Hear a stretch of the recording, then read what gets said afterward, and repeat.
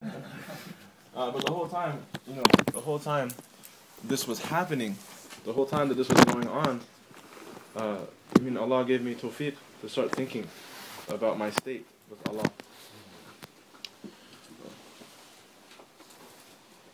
The fears that I had, there's some valuable items in there. The inconvenience I had because my dhikr beads were in there. And I noticed that it just felt like it was getting colder. Maybe that was just my fears. But then it came to me, Inna lillahi wa inna ilayhi raji'un. Verily we are from Allah, and to Allah we are currently returning. The word raji'un doesn't mean we're going to return. Raji'un means we are returning now. Inna lillahi wa inna ilayhi raji'un. Verily we are from Allah, and to Allah we are currently returning. The question you have to ask yourself is, if you are constantly returning to Allah, when did you ever leave? Inna lillahi wa inna ilayhi raji'un. Raji'un is plural. We're all doing that. The human being, he's speaking for the tongue of all of creation. All of creation is going back to Allah all the time. Something always going back to Allah all the time, that means you can't ever leave Allah. Now the soul knows that, but the mind wants to argue. So let's give our minds some information, and perhaps our mind will give in. The light that's behind me is shining. That light, does it give light by itself, or does it give light through Allah? Oh no, Abdul Latif, it has electricity, and there's a power, and then there's a bulb. Okay, alhamdulillah. Who's the one who created the lamp? Who's the one who created the light? Who's the one who created the wires? Who's the one who created the power? Who's the one who created the human being who found the electricity? If you keep taking it back and take it back and take it back, you'll find Allah. But those people who know Allah, they find Allah in front.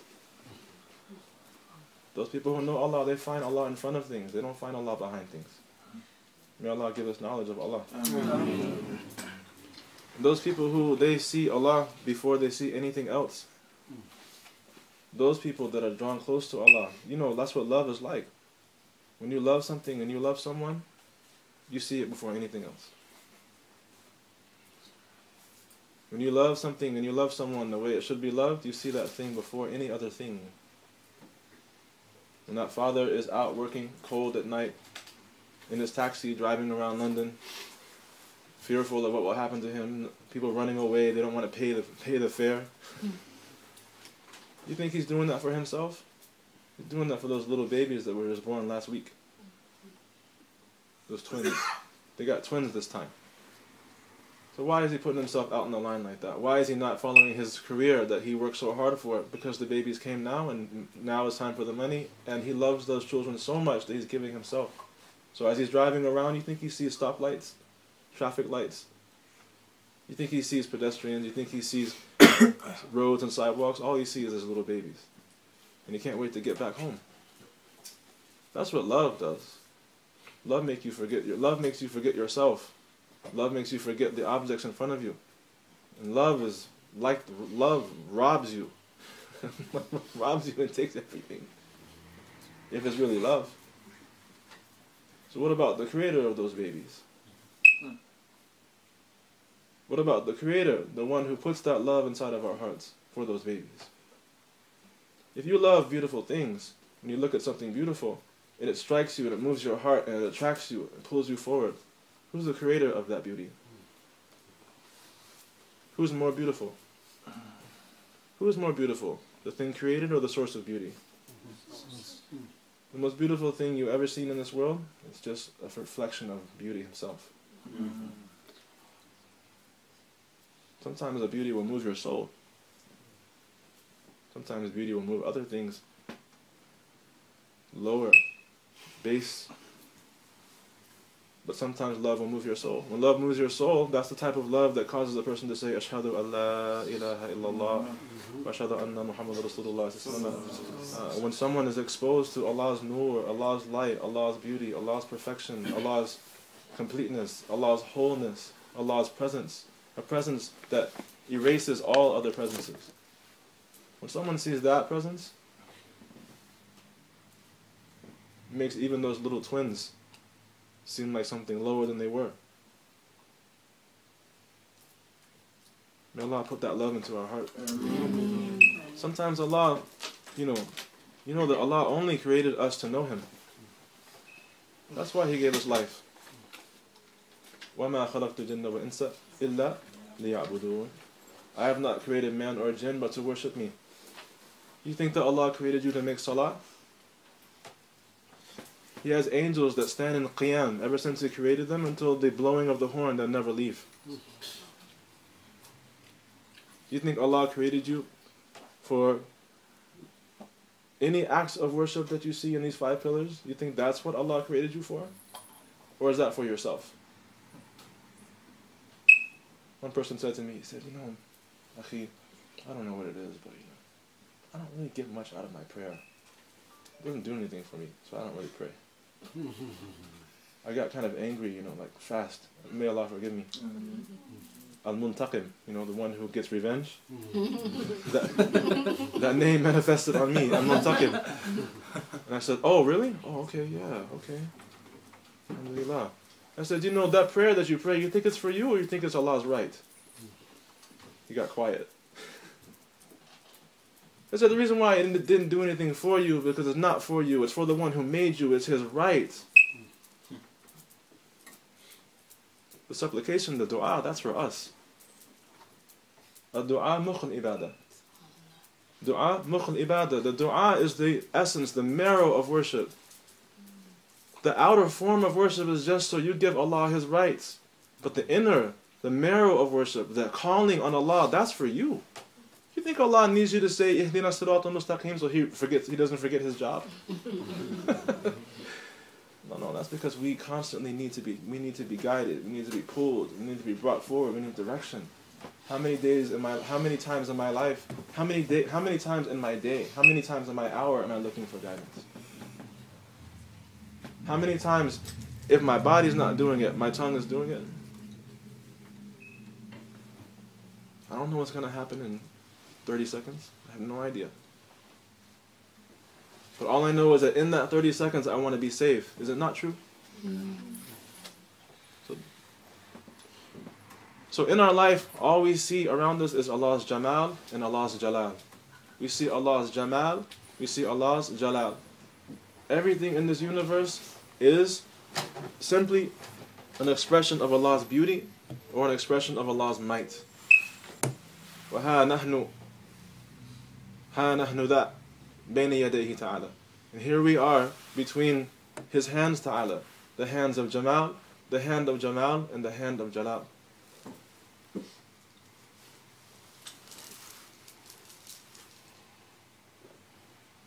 So when very intense things happen to us, very difficult things happen to us that seem to kind of nearly crush our souls,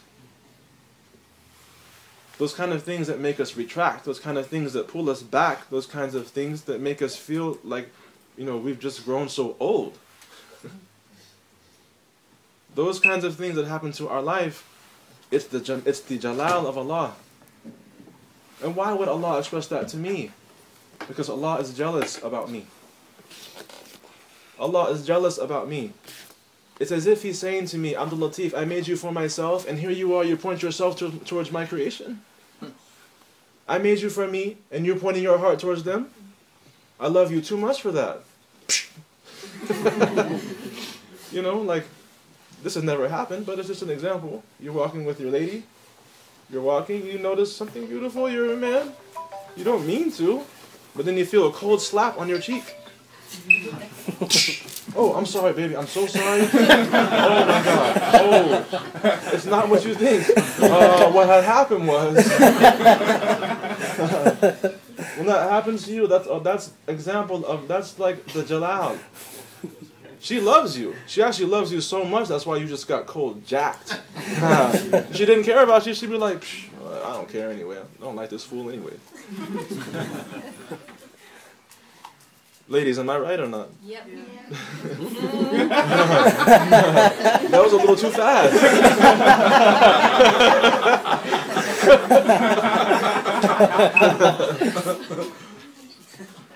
And then that jamal, that beauty of Allah Ta'ala, when it comes to us sometimes, man, when we just need it so bad. We feel broke down, man. Sometimes we just feel like this. And we can't even raise our head. When that happens to us, when we feel that sense of loss, when we feel that sense of desperation, when we feel that sense of distance, when we feel that sense of need, and we feel that sense of, that kind of loweredness, then Allah appears, He shows Himself to us in His jamal and in His beauty. Like you find your coat back here, full of your stuff. Isn't it beautiful? Isn't it beautiful when you start looking at yourself and you say, man, you are dumb. You really thought Allah was going to do you like that? you came to England and you really thought He was going to just do you like that? That's you. That's not Him. Say astaghfirullah. Astaghfirullah. No, I was talking to myself. I did. I said, say astaghfirullah. Yeah, so. You didn't see me. I was in the back just kind of getting it together. So these are Allah's actions, Allah's acts. This is how Allah acts with us. It's either Jalal or it's Jamal, but either way, it's His attention. He's giving us His attention, Ta'ala. So this brings us into the actual subject matter. This is, like last night, we read from the Hikam of Ibn Ata'illah, and according to the numbering that I have, this is number 18. But sometimes the numbering changes a bit because of the way the authors put the hikam together. The hikmah is a beautiful collection of wisdoms, the pith of spiritual travel. You can find it in many bookstores. You'll find it under maybe the aphorisms of Ibn Ata'illah or the hikam of Ibn Ata'illah. You'll find them. And I suggest everyone go out and buy a copy, get a copy. I don't get any proceeds for it. It's just a very beautiful thing to have in your library, and more importantly, inshallah, may Allah put it into our hearts. So we were talking about Allah's actions just now. And Allah's actions are very simple when you put it under that giant umbrella, and you can see that in your life. But let's talk about our actions. Ibn Ata'illah, he has a hikam, which his translation would mean something to the effect that he says, you put off action until you have nothing else to do. You put off action until you have nothing else to do. That comes from the foolishness of the lower self. So we know Allah's acts. We know Allah is not a fool. And we know that Allah has no lower self. And He can't do anything that would be a benefit to Himself and His actions are all helping us and guiding us. But Ibn Ata'illah, he points the finger at the creation and he says that you put off action until you have nothing else to do. In other words, yeah, I'm gonna pray. All right, what time is it? All right, it's 12 o'clock. Okay, so I got till like 2:30. It takes me about 20 seconds to pray. So let me just go ahead and just kind of like, I'm gonna do it. No, Mustafa, I'm gonna pray. Don't tell anybody. I'm gonna pray. It's cool. Just let me do it when I can do it. So you put off action until you have nothing else to do. He said that comes from the foolishness of the lower self. Let me ask you a question. What is time? What is time? This is not like rhetoric. If you were here last night, you know I just like to have conversations. Someone define for me what time is, please. Time is dying. Every day we die. Dying. That participates in time. It participates in time. But what is time? The distance between two actions. The distance between two actions, otherwise known as? Huh? Well, let's refine that definition a bit. The distance between two actions. How do you measure? The time between this action and that. No, you can't use time to measure. You can't use time. You know, this is the first principle. You can't use time definitions of a word in the definition. That's the dictum. Cannot have the definition. Structure. Moments. Moments. Time is a creation. It's a measure of beginning and ends. Alhamdulillah. Alhamdulillah. What about in the back? Opportunity? Could be. What is time?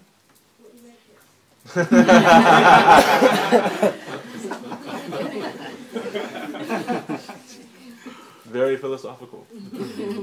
But how do you define it? What is it? Well, let's go back to your definition. What did you say the first time? It was the distance between two actions. Okay. Now, the distance, let's say, between two movements. Let's say movements. All right. If you take the movements away, where is time? If time is the distance between two movements, when you take the movements away, where is time? Time is relative. Time doesn't even exist. Time is just a measurement between two movements. You take the movements away, there's no time. That's why in outer space, you're not going to know what time it is. That's why in hip-hop music, the timing is so important, because it's between two movements, between the boom and the bap. Oh, you thought I didn't know.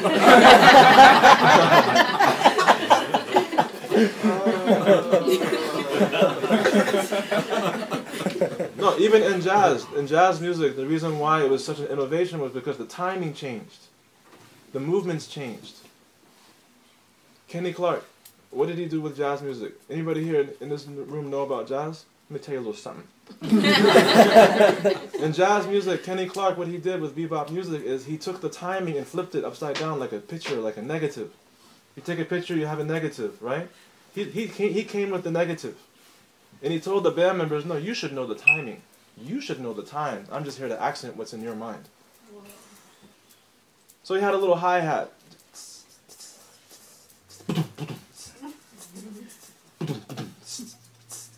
Right? You can barely hear that little, the ride cymbal. You can barely hear it. But somehow those musicians, the timing is inside them. In other words, they're having an inward movement. Instead of having an outward movement, they're having an inward movement, and that's why so many of these so-called Sufis love jazz so much, because it's the inward movement they recognize. Allahu Akbar. But if you take movement away, there's no such thing as time. So how do you waste time then? How does somebody waste time? You take the movement away, or you put a movement in there that doesn't have any benefit.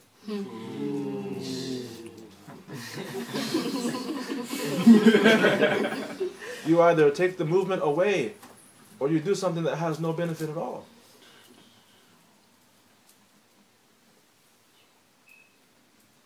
In other words, it's wasting actions. Has Allah ever wasted an action? The sun rises. Does the sun ever rise late? The moon rises. Does the moon ever rise late? Is that moon going to get reward for what it does? No. Is that sun going to get reward for what it does? No. But if I look at that sun and that moon, they're doing their ibadah, and it's showing me about what it's like to be dedicated to the one who made you. But here I am wasting my time. Here I am wasting my movements. Here I am timeless. Didn't Allah swear by time? Wal asr. Innal insana lafi khusr. You don't act, you're in khusran, you're lost. Your movements don't have any benefit for you, you're lost. It's just the nature of time. Nothing personal. It's not even a religious thing. It just is. Now, what we have, tabarakallah, what we have, most of us, I assume, that are in the building, what we have is this thing called deen. Sayyidina Jabir, alayhi salam, he came and brought us this thing called deen. What is deen? Anyone? What is deen? Even if you have no idea, it's all about participation. Deen, if you say deen is chocolate, that's fine. What is deen?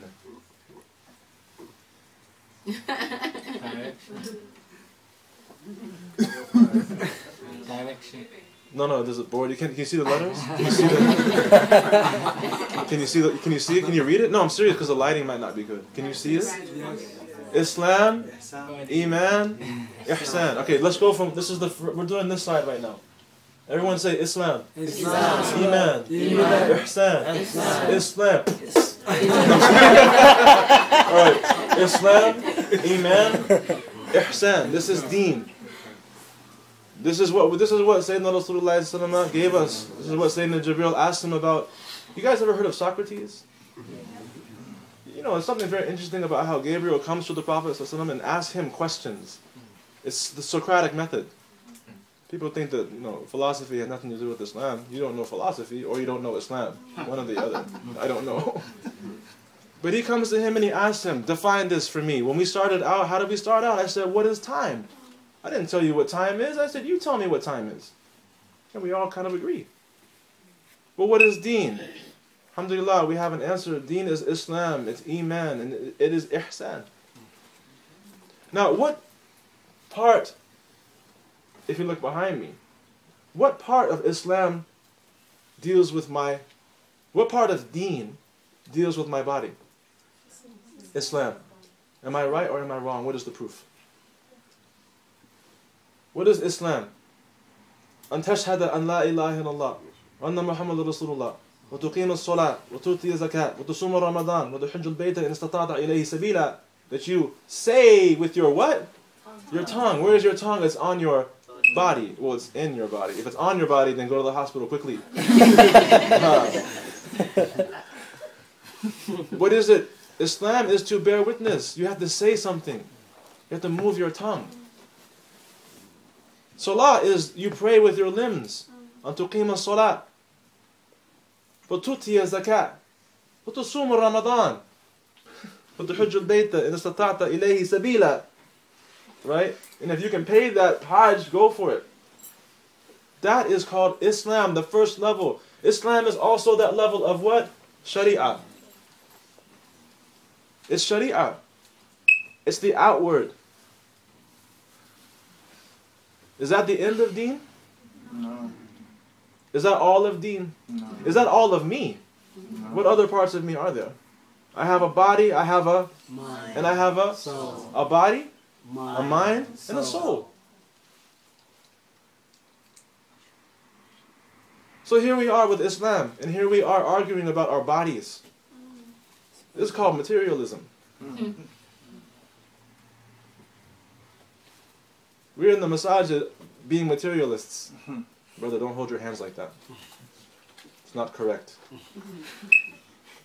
Wallahi, we worship authenticity. We worship authenticity itself. The idea of being 100% correct. Full verification of one's ego. All based on the body. All based on one's physical acts. Just outward. So if there are 3 parts to deen, how many have we covered? One. So that makes 1/3. Is my you know, my math skills corrected? Am I right? So if I was to go ahead and get rid of my mind and my soul, I'd be good now. No, it's 1/3. Everybody knows about Islam. Everybody's talking about Islam. Everybody wants to argue about Islam. So then let's just cut the rest of the stuff out of there. And in the meantime, I'll get rid of the 2/3 of me. I'll have no mind, which sounds kind of like what's happening. Or I'll have no soul, which sounds kind of like what's happening. You never get back home. Yeah, it's not happening. Because you're going to stay in the physical realm. That's right, sister. You're right. Islam is for the earth. Islam is for the physical realm. But if it's abused and it's dealt with, it's isolated from its other parts, it becomes pure materialism. Where is Allah in that? Where is Allah in this Islam? Where is it? Go to the mosque. How many times do you hear about Allah in the mosque? Am I making this up or no? Am I just observing the fact? No, if you disagree, let's talk. But I've been Muslim for 15 years and I've seen a steady pattern. Allah give us tawfiq. Ameen. So time is movement. Time is movement. Now, this next level is the level of what? Iman. What is Iman? What is Iman? Belief, faith in what? and the unseen. And the seen. And the seen. Okay?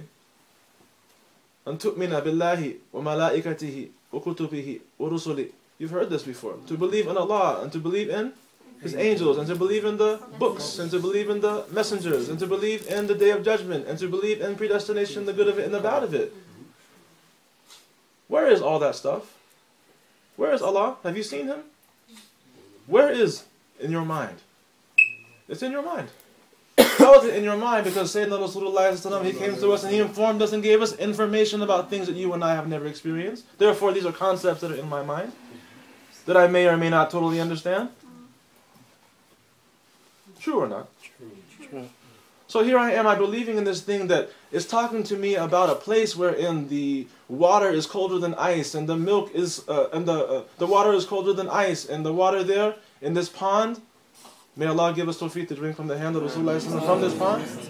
That this, it's colder than ice, it is sweeter than honey, and it's whiter than milk. Sweeter than honey? We've been through this. Somebody in this room tell me what honey tastes like. No, that's not true, because I can go down the street right there and get a candy bar, and that thing is sweet, and that's not honey. What does honey taste like? Honey tastes like honey. That doesn't help. Is that you again? That's you? You cannot. This is a logic lesson 101. You cannot use the word to define itself. It's called tasalsul. It's a circular argument, and we're just never going to go anywhere. No. What does honey taste like? Someone tell me. Sugar tastes like sugar. What does honey taste like? You can't describe it. You can't describe it. But if you start to describe it to me, if you could find some words, I'd probably be enticed. I'd be enticed. I'd say it tastes like brown.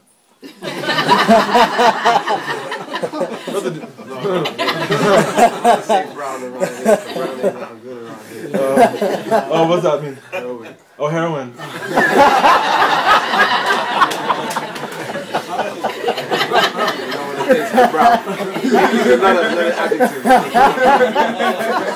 It tastes like golden. Is that alright? Okay. It tastes like something golden. Okay. Golden. So when Sayyidina Rasulullah, he experienced heaven. He knows heaven. He walked through heaven. He went to the highest levels of paradise. He was shown the hellfire. He's seen it all. And he explained to us what it's like. But why do we believe in it? Why do you and I believe in it? Because we believe in Him. Do you understand the ni'mah in the Messenger of Allah? The only reason why we believe in that is because we believe in Al-Amin. And none of us have even met Him. None of us have seen Him. None of us have spent time with Him. Unless you're really, really old. Sahih amla. Is it true or not? So you and I believe. Do you understand the miracle of us sitting here in London in 2011, about to be 2012, from all these different backgrounds, different languages, different cultures, different... I mean, I can't even go to the ice cream shop with you guys, and we're going to get all different types of ice cream. Some of you are going to get mint chocolate. It's disgusting. But yet we believe in a man that came 1,400 years ago that didn't speak any of... I don't think any of our native tongues. I don't know if anyone here is out of. If you are, forgive me. I'm not out of. Oh, alhamdulillah. Well, you're blessed. I'm not. I had to learn the language. But ask yourself this question. What is I mean, I'm not at all trying to put him down. I'm trying to say, if I ever could try to raise him up, he's already too high for me to reach sometimes. Right. If you think about him, he's a Bedouin. He's not lettered. He can't read and he can't write. He's from a tribe that is so far away from anything I can even understand. But yet, the nur and the light of Sayyidina Rasulullah has permeated my heart, has permeated your heart. And we believe in Him. You think that people don't have beliefs? People have beliefs whether they believe in Him or don't believe in Him. We said this last night, and belief is true. If you have a job and you know that you're going to get paid at the end of the week, that check that's coming at the end of the week that you know is going to come, you go to work because you believe that it's going to happen. And if you had any kind of information that is not going to come at the end of that week, What would you do? You keep going? You know what I'm saying? When you can't pay your rents, don't cry to anybody, because you're just dumb. May Allah forgive us for being dummies.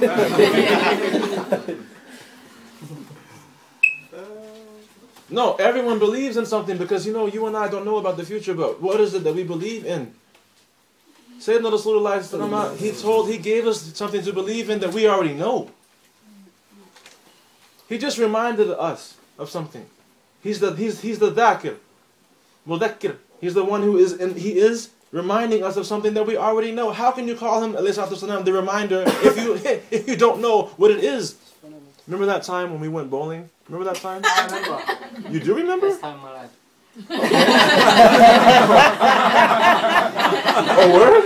Okay, so when was that again? What day was that? Other day, man. Someone's not telling the truth. If I told you to remember something that you don't know, I'm asking you to do the impossible. Does Allah play games with us? Allah doesn't play games with us. He told you to make dhikr. فَاذْكُرُونِي أَذْكُرْكُمْ. Remember me and I will remember you. وَلَذِكْرُ اللَّهِ أَكْبَرُ. And the dhikr of Allah is the greatest. وَأَقِيمَ الصَّلَاةَ لِذِكْرِي. And establish the prayer for my remembrance. It's all there in the Quran again and again and again and again. Why is it the greatest thing? Because it's what we have with Him. Those moments that you spend with your loved one. When you're far apart. What do they say to you? Remember when we went walking near the lake? You remember that? Don't forget that, honey. I know where you're at right now. Don't you forget me. We can't remember something we don't know. We can't recall something we don't know. So that belief that Sayyidina Rasulullah, he called us towards, it's not really a belief, because it's not like belief that the same thing that you have for something that you don't know about that's coming at the end of the week. It's a belief that reminds you of something that you already know about, which means that if you believe in it strong enough, you will remember it exactly the way that it was. True or not? Now, we talked about time before. In the beginning we talked about time. We talked about actions. Now there's outward actions, and there's inward actions, and there's inward of the inward actions. What? There's outward action, and there's inward action, and there's inward of the inward actions. The human being is a deep, deep, deep creature. That's why they don't want you to know that. They just want you to keep buying their products. Indoctrination. Be the best consumer you can be, little guy. Because you're making my pockets fat. Don't know yourself. Because knowing yourself, you're going to be all busy and you're not going to come buy my stuff that you don't need. Shame on you. So time and action. Now we said that here, at this level here, we talked about action, that there's bodily actions, and we said that time is just movement. Isn't that what we said? And if you remove the movement, there's no time. Correct? Well, that means that going from here to here is a movement. Is that true or not? True. Going from here to here, reaching this level of the reality, reaching the level of the soul, reaching the level of ihsan is a movement from here to here. That movement then is a pathway. It leads from here to here. What's the Arabic word for pathway? Tariqah. That's all that it is. It just means a path. If you're moving, you know you need a path. I mean, unless, you know, if I send you to the middle of Brazil and I tell you, get to the middle of the Amazon, you go, there's no path, and I go, too bad. It doesn't work like that. If you're moving somewhere. Now, some of the people of piety of our ancestors, they come up with a beautiful statement. They say, and if you don't like the terminology, excuse me, I'm sorry. I'm just using the terminology that people of the science use. As-Sufi ibn waqti. As-Sufi ibn waqti. The Sufi, which I would translate as the obedient slave of God, that's how I translate it. If you have your translation that goes against that, then take that up with Sharia.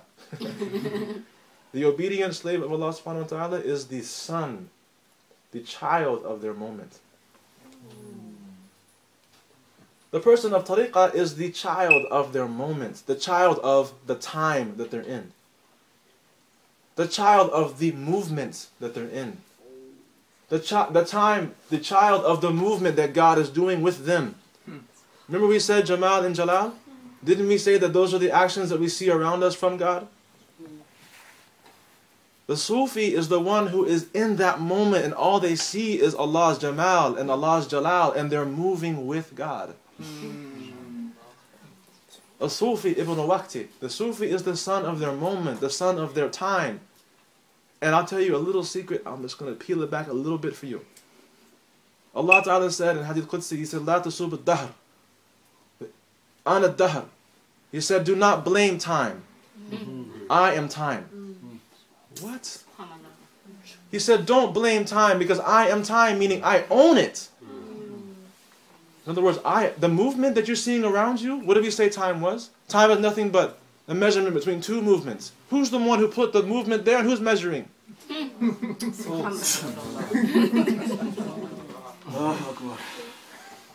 Hadihi ayamullah. Hadihi ayamullah. These are the days of Allah. Look in the Quran. Hadihi ayamullah. These are Allah's days. This is not Monday, Tuesday, Wednesday. That's why the Sahaba, Sayyidina Rasulullah, he asked them in a hadith, he said, do you know what day this is? Have you heard this hadith?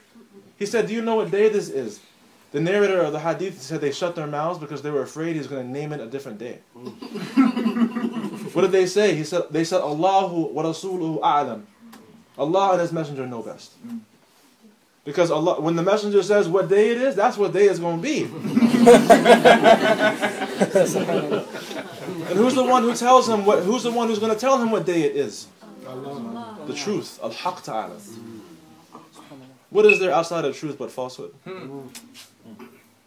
So when they heard that, they said, I don't even know what day it is. I got nothing. I don't even know what day it is. Please tell me. Ihdina sirata mustaqim. So that tariqah then is nothing but a person who has submitted themselves to Allah, and as a result they are moving in God's time. They're moving in God's time. They see Allah everywhere. Everywhere they look, they see the signs. سَنُرِيهِمْ آيَاتِنَا فِي الْأَفَاقِ وَفِي أَنفُسِهِمْ حَتَّى يَتَبَيَّنَ لَهُمْ أَنَّهُ الْحَقِّ. We are going to show them our signs. سَنُرِيهِمْ آيَاتِنَا فِي الْأَفَاقِ. In the horizons.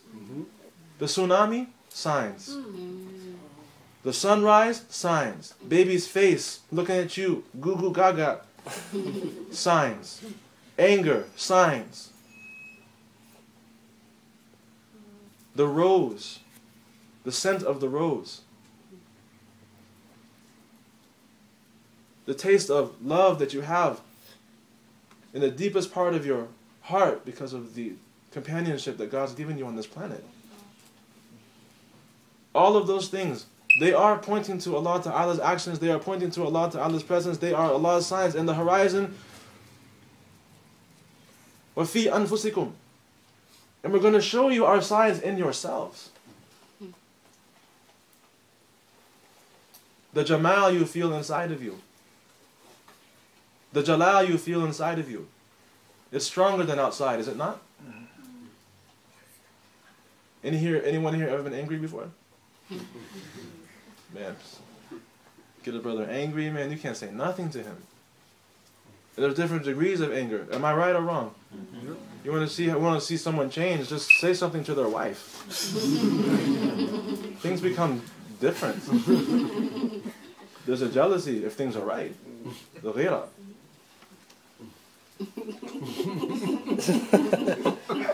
You're over here starting trouble, man. My mommy out here was like, no, you are.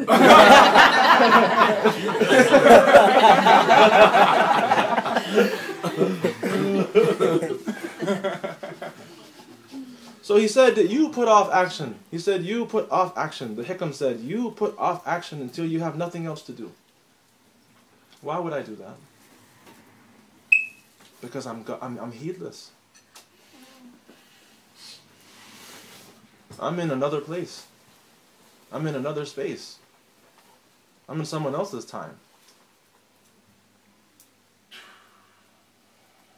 You put off action until you have nothing else to do. You make Allah last? He made you first. How? You exist, man. Has there ever been a time when Allah hasn't remembered me? We mentioned this last night, and it's perhaps worth repeating again. He said, "Fadhkuruni adhkurkum." Remember me, and as a result, I will remember you. If that's the case, if His remembering me is dependent upon my remembering Him, then I don't know about you, but there are moments in my life when I'm not really remembering. And on top of that, there are moments in those people's lives out there that it happens a lot more, and may Allah guide everyone. Amen. So if the idea is remember me, and therefore I will remember you, well, what's going on here? It's real simple. It's that the truth is that there's nothing else being remembered but Allah. There's no other fulfiller of desire but Allah. There's no doer but Allah. There's no benefactor but Allah. There's no harmer but Allah. There's no creator but Allah. No destroyer but Allah. There's nothing happening except by Allah's will and His power and His ability, whether you believe in Him or don't believe in Him. So the truth is that every time we reach for something and ask for something and look for something and want something, the one fulfilling it is Allah. So we're calling on Him with our every movement, whether we believe in Him or not. So we said, "Fadhkuruni adhkurkum," remember me and I will remember you. There's never a moment when we're not remembering Him, and that's why we're here. But do we understand it? Do we realize it? And do we see it? Are we in that pathway to God? Are we moving with Him?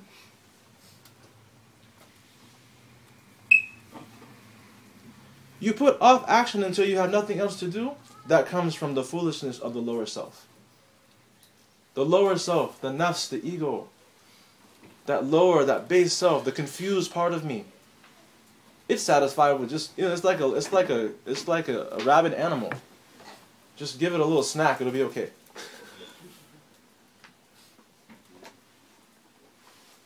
It's like a rabid animal. Just throw it a little something, it'll be okay. If you starve it, it's even better. That's what's called Ramadan. Yeah, man, don't give that thing any food. What? You guys ever seen, what was it? Gremlins? You heard of Gremlins? Okay, that's an old movie. It's old. I think I was like 11 or 12 when it came out. Gremlins. You can't feed them after 12 o'clock. My nafs is like a little gremlin. And during Ramadan, I starve my nafs so much. I starve it and starve it and starve it so that its roar will calm down so that I can hear my soul speak. So he said, you put off action until you have nothing else to do. That comes from the foolishness of the lower self. Now I'm going to ask you, anyone in the crowd, or all of you in the crowd, tell me then, what is the opposite of this? Because wisdom is not something that you listen to. Wisdom is something that you acquire. May Allah make us wise. Amen. So if the hikam is you put off action until you have nothing else to do, then what's the opposite of that? Getting on with it. Getting on with it. That comes from the foolishness of the lower self. What's the opposite of that? When you get on with it, like you said, why? Why am I doing that? Wisdom. It's the knowledge of the higher self. The knowledge of the higher self. So in conclusion, if you move with Allah, how do you move with Allah? How do you do that? Sayyidina Rasulullah sallallahu alaihi wasallam. Following his sunnah, brothers and sisters, is not just about being bizarre. There's a wisdom to following the sunnah. And in that context, let me explain to you, there are even some sunnahs that if we practice them in this day and time, they will make him look ugly, alayhi salatu wasalam. They will.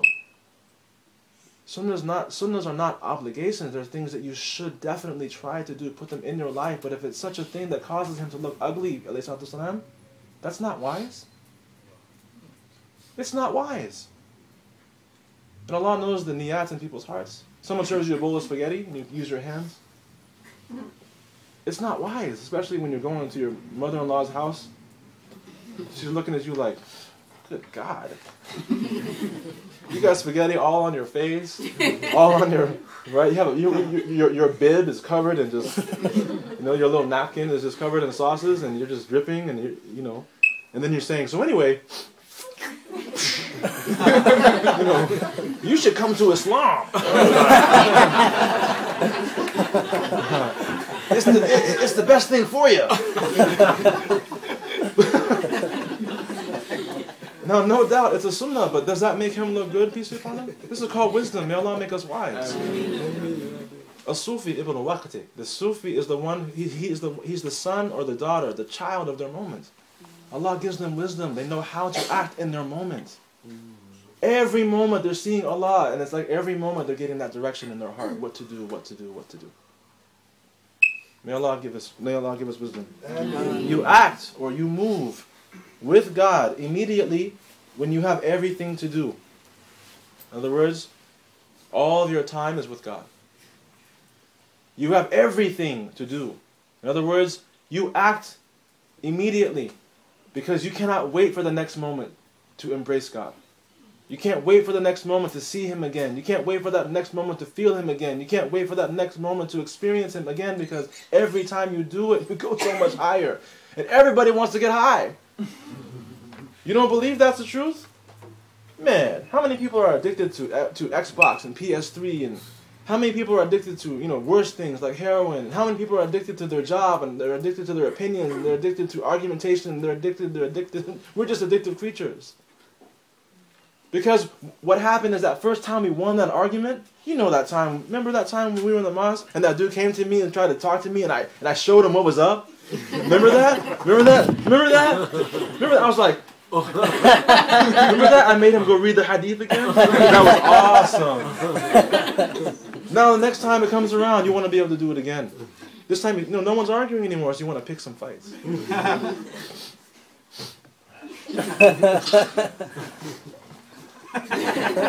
Hey man, you know who I am? I mean, do you follow a school of thought? You see what's really happening? He's saying, do you know who I am? I've studied Sharia. I did, for 2 weeks.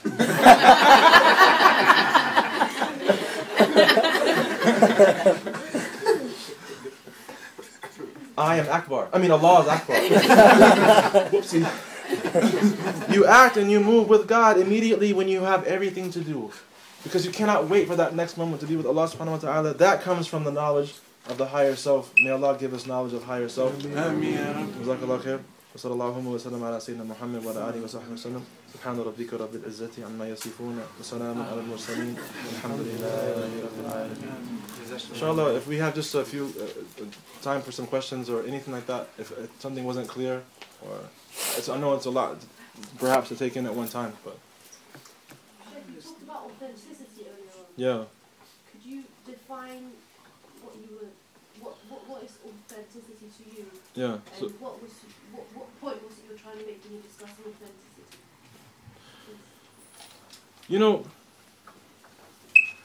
Once the Sahaba, they were told to go to Bani Qurayza.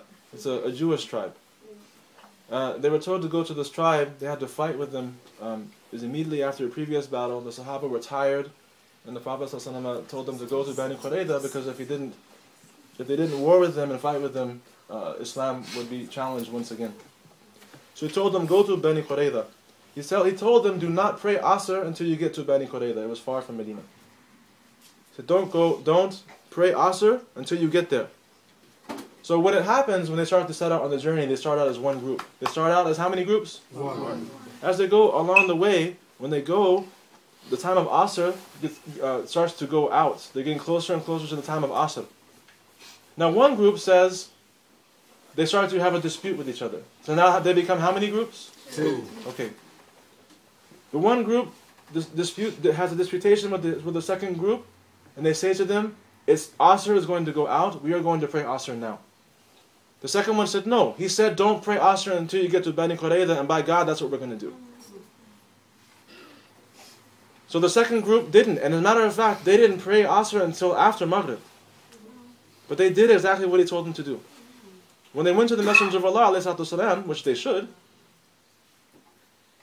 If you have any kind of disputation, فَرَدُّوهُ إِلَى اللَّهِ وَرَسُولِهِ, then take it back to Allah and His Messenger. They went to the Messenger of Allah ﷺ, and they said, Ya Rasulullah, which one of us was right? Ya Rasulullah, which one of us was authentic? Following you in the authentic manner. Do you know what his response was? He said, you're both right. He said, you're both right. Now, what's the problem with this idea of authenticity, sister, is that people do not take the sunnah into consideration when they start talking about Islam. They take the sunnah of perhaps, and I can put myself, I can crucify myself and say they take the sunnah of Western people. You heard of America? My way or the highway? America #1? If you haven't heard, let it be known. No one else is right. No one else can be right. We are the ones. We're this flag of the future. We're going to make this thing happen. We're going to do it. We are right and you are wrong. You're old world. We're a new world.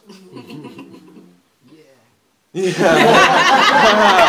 Yeah. You know what I'm saying? Exactly. That's the whole point. Yeah. Do you know whose battle cry that is? Ana khayrun minhu. Shaitan said, I'm better than him. It's shaitanic to sit in the mosque and argue with someone about who's more authentic. And the people who know what's more authentic, the ulama, they don't argue like that. Because they know that authenticity lies in multiple choice. Because that's what they learned from their master Rasulullah. So what's happening with us is that we don't know the sunnah. We don't know the deen. But we do know our ego. And we do know that 2-week course, remember that 2-week course we took when we studied fiqh? That was great. I haven't learned any Arabic yet. But I can definitely tell you about how to make wudu. And that's about it. Don't ask me anything more complicated because I don't really know. But I'm not going to tell you that. Right? So that's what I'm trying to say is that people depending on where they are, some people, they even worship authenticity. That becomes their God. It becomes the goal. The thing that they want the most. I want you to tell me I'm right. And if you don't mind, it's Sheikh Abdul Latif. You must say Sheikh. You must say Imam. No, sorry, hold on. Al-Ustad. No, Al-Sheikh. Al-Imam. Al-Ustad. Al-Salih. Muhammad. Ibn Damien. No, Muhammad, Abu Ibrahim, Ibn Damien. So forth and so on. These regal names that are like a mile long. Oh, Maulana, yeah. But do you understand I don't know if it's the same person. Okay. But the authenticity part, and ego, if somebody has more ego than authenticity, they might still think that they're being authentic. Yes. That's called a veil. I understand. Yeah. But you're saying somebody can worship being authentic. Yes. They can worship that. But being authentic doesn't always mean you're right, though, does it? Not at all. Okay. You're wrong for wanting to be authentic. You should want to be Allah's slave. It's real. The only thing authentic is God and His Messenger. And all that other stuff, I'm telling you, anybody here, if you study fiqh for long enough, you start to, man, it's a humbling experience. I've studied fiqh alhamdulillah, for some time. And I'll tell you, the most challenging part about fiqh is like this. You study one little small book, like Al-Akhdari. It's a Maliki text. You study that, man, when you're done with that, you're like, Allahu Akbar. I wonder if anybody has any questions. You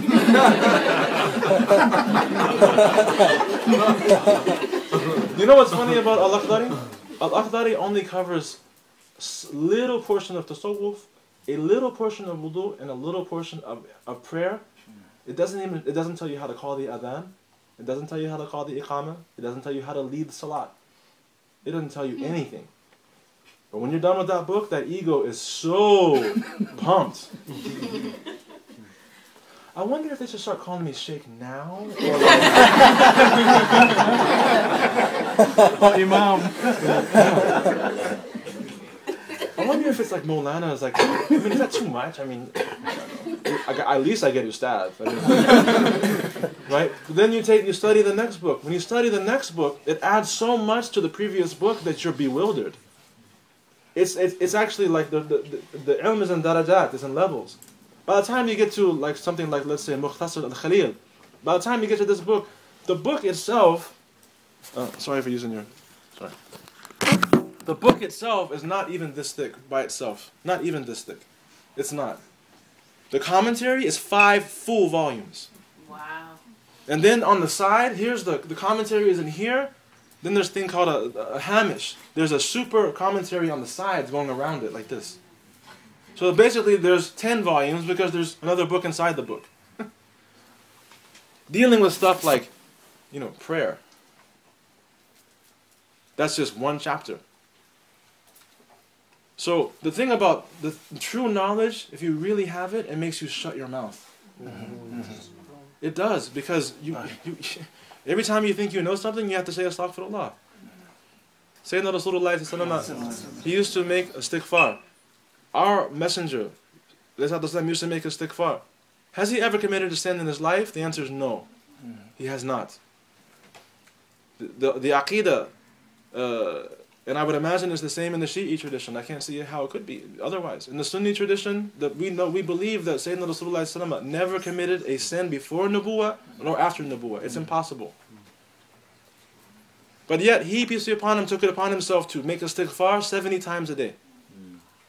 What kind of sense does that make? It's because Sayyidina Rasulullah, his hujub, his veils were veils of perfection. One veil of perfection was lifted and he was entered into a new one. So because of his new station, he would make a istighfar for the previous perfection. That's his istighfar. That's his lack of knowing. I'll just outright lie to you. I'll just tell you a lie and not even feel anything about it. I'll just lie to your face and say, well, alhamdulillah. Yes, ma'am. So yeah, anyway, that's the... Go ahead. Yeah. I just wanted to ask your advice. Well, I don't know how most of you feel. In a dangerous time we're living right now, while knowledge is being taken away from us slowly, and certain Islamic books have only what they think is right for you to read. Right. How do we survive? I mean, I'm not an Arab person. I don't know Arabic. Yeah. I only can read English, and I don't even know how to read the Quran, but I read the translation of the surahs that were English translation to Do you have? I mean, I don't. Okay, I'm gonna ask you this question, and and please respond in a respectful manner. Yeah. Not you, I mean everyone, because I know we're angry and we're a little bit upset about things. But the ulama are the ulama, and they have a maqam with Allah. And even if they make mistakes, or they're not perfect, or they're not the way we want them to be, they still are who they are. No, so, I do. No. So I'm saying, do you have scholars here? Do you have scholars here? That's the thing. We do. There's scholars here, but for me and many others, we're not aware of it. And if we are, I've been trying to go to the mosque, whatever, and seriously, from what I see in the mosque, I'm not happy with it. I see people disputing about prayers. It feels like a war every time you enter. You're like, God, please let me take me out as soon as possible, I don't even say salams, I'm like, hey, bye, salam alaikum, run out. I don't even feel comfortable. It doesn't even feel like a mosque anymore. So, what advice can you give us? I'll give you some. I'll give you some advice. I have some advice. My advice for you is, if you don't like how something is, you as a community need to change it yourself. But we're disunited. No, you're not. You're sitting here in this room. I mean, there's 3 mosques near me. How many people are in this room right now? Pakistani mosques. Hold on. I'm saying, look at what you have. You're all sitting in this room right now. This is the first time in 20 years for me that I've actually listened to somebody that I can hear. Me too. And I mean that sincerely. I've been listening 20 years. Well, here's okay. If you, I hate to sound cliche, but if what I'm trying to say to you is that the reason why it is that our scholars are not the scholars that we want to have with us, the reason why we don't have them with us is because we don't support them as a community. So we expect them, for example, people don't even want to go study anymore because they are afraid that when they come back, they'll just have to go, I mean, if anyone has this job, I don't mean this, I'm just saying they'll have to start cleaning the streets. And that's not what they went to school for. So the onus is not on the mosque to provide for us. The onus is for us as believers to make way for ourselves, to bring these people over so that we can have classes, so that we can learn, so that we're not crying every day about our Islamic experience. That's what we have to do. And I say we, I mean we. I'm in the same boat as you. The only difference is like I'm in America and you're here. But it's the same everywhere. It's not like, don't think you're alone in this. Different for sisters. Huh? Very, very different for Yeah. sisters. We are not able to access scholars. On the internet. Can I say something? Yeah, yeah. With the little socks on on the internet. Oh yeah, so my background is my family, they're Muslims, but they do the basics. Mm-hmm. So I took upon myself that there's more to deen than just praying and fasting. Yeah. So it got to the stage that I really wanted to make that decision that I want to go further with my deen. Yeah, yeah. I wanted to let go of this dunya. So I was going through this emotional circle and this a horrible stage. So I called all the famous scholars and Imam in Saudi Arabia, in America, and their response was some of them did not want to speak with me because I was a woman, and some of them would tell me, "Do you have?" One of them especially said, "Do you have eyes? Do you have hands? Do you have legs? Do you have brains?" And I said, "Yeah. What is your sense?" And he said, "Oh, because just go there and find the knowledge. Go I'm not Go to another land, you mean? go somewhere that you would just go and help yourself.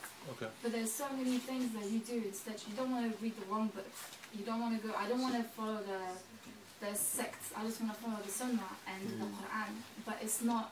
It's given to you that these are the right books or these are the wrong books. But my point is that even our own sheikhs and imams, they give more.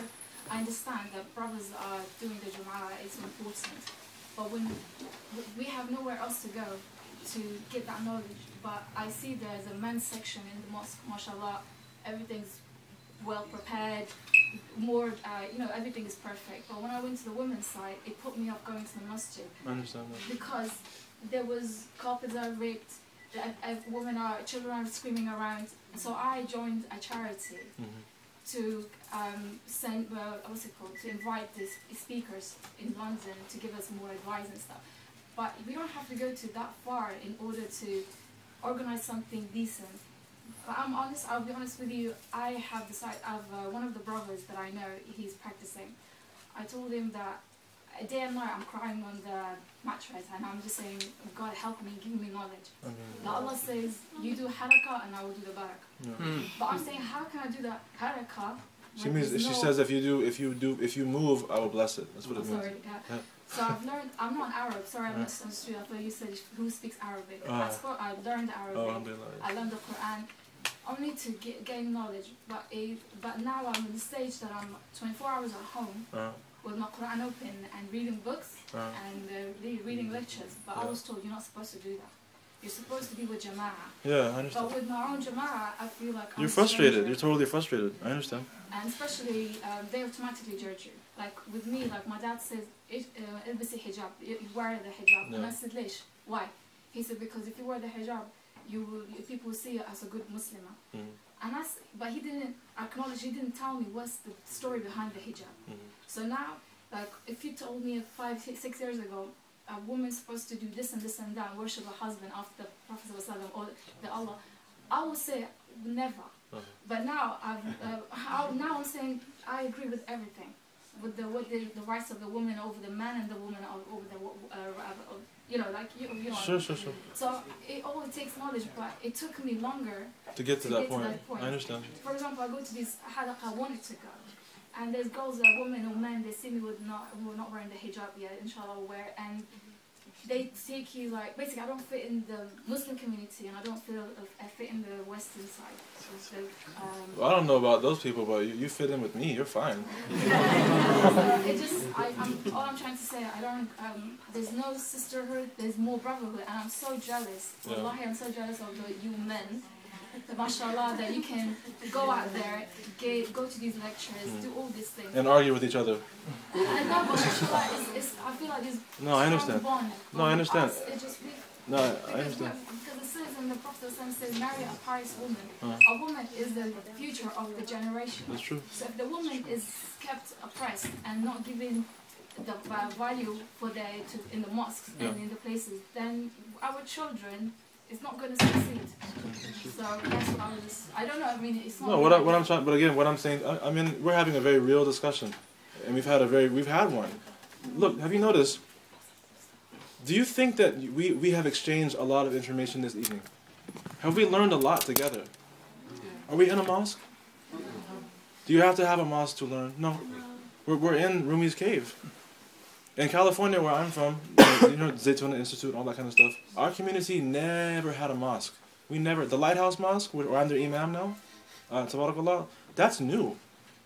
The Imam Zayd got a building and he said, you be the Imam. And I was like, that's new. Our mosque is real different than any of this stuff because that's what we're talking about.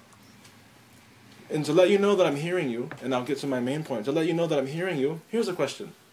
I said a Sufi ibn Waqti. The Sufi is the son of their age, or the daughter of their age, the child of the moment. We're in London.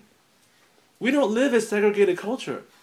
When I walk outside, I don't see, like, it's not like all men on the street.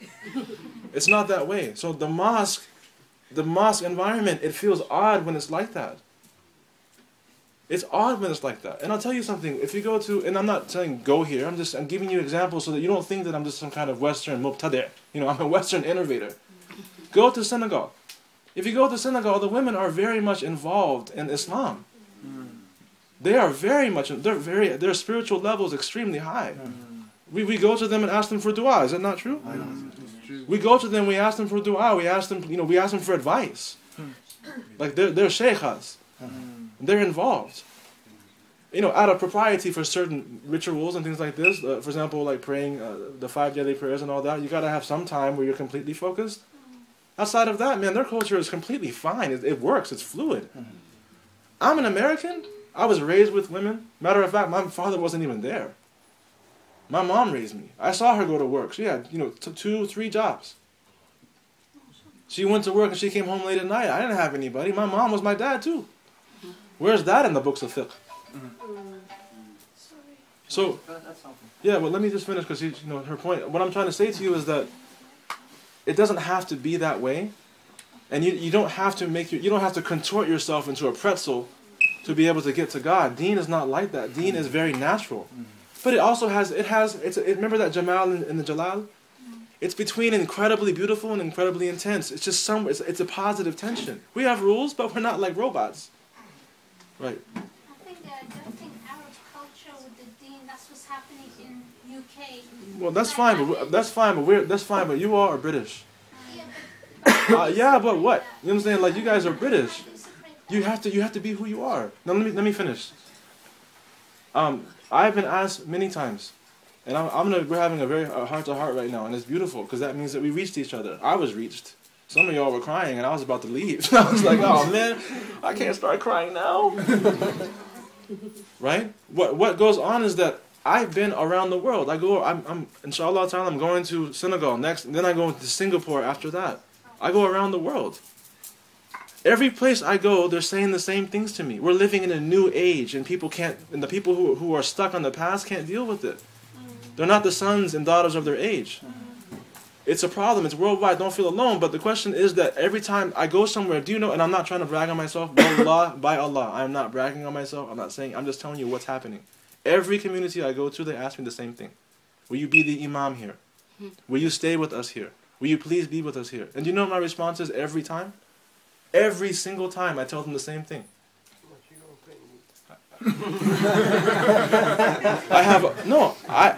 No, not how much you're going to pay me. It's not like that. It's that, look, I have to live. I have a wife. I have children. If you want me to be available for you, you have to free my time up. I'm not going to come here and drive a taxi so you can call me whenever you have questions. So the issue